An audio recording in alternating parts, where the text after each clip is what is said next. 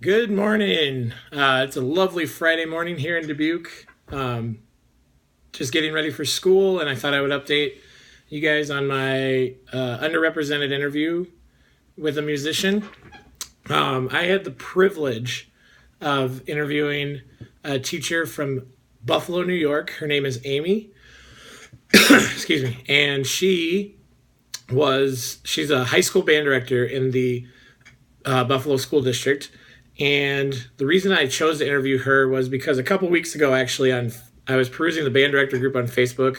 If any of you are involved in one of those music groups on Facebook, and if you're not, I highly recommend that you do. There's a lot of great resources on there.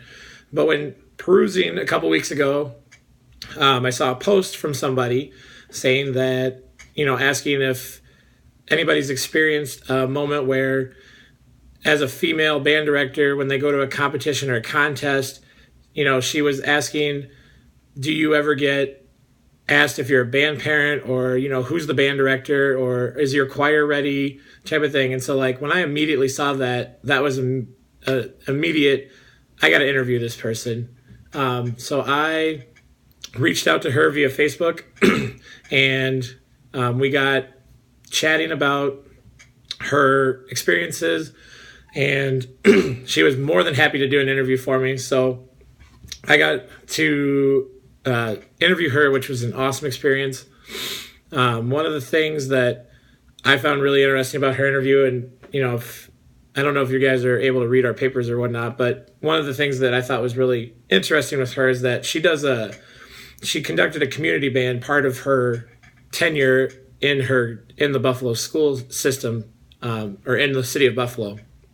And she was part of, she had a board that was very not, they weren't very accepting, I think, as far as having a woman conductor. They thought that maybe she was too nice and girly, that she needed to be meaner.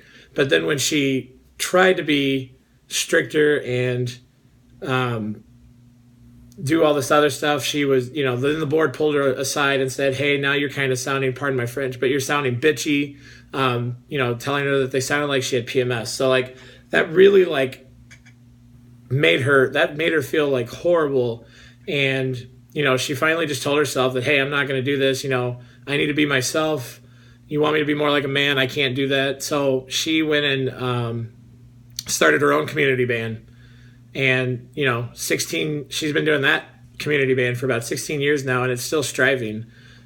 She's even they're hosting a 40th annual National Community Band Festival in her area in a couple years. So, that's one of the biggest things that I was very interested in, and I thought was like, man, I can't believe that this still happens in our country these days, and even in our field. And that's something that really brought awareness to me, and I hope that I can help make other people aware that that's just not acceptable, and can break down those barriers and make everyone feel accepted to be in music. So that's where I'm at with that. I hope you guys are able to read it and enjoy. So thanks for listening. All right, bye.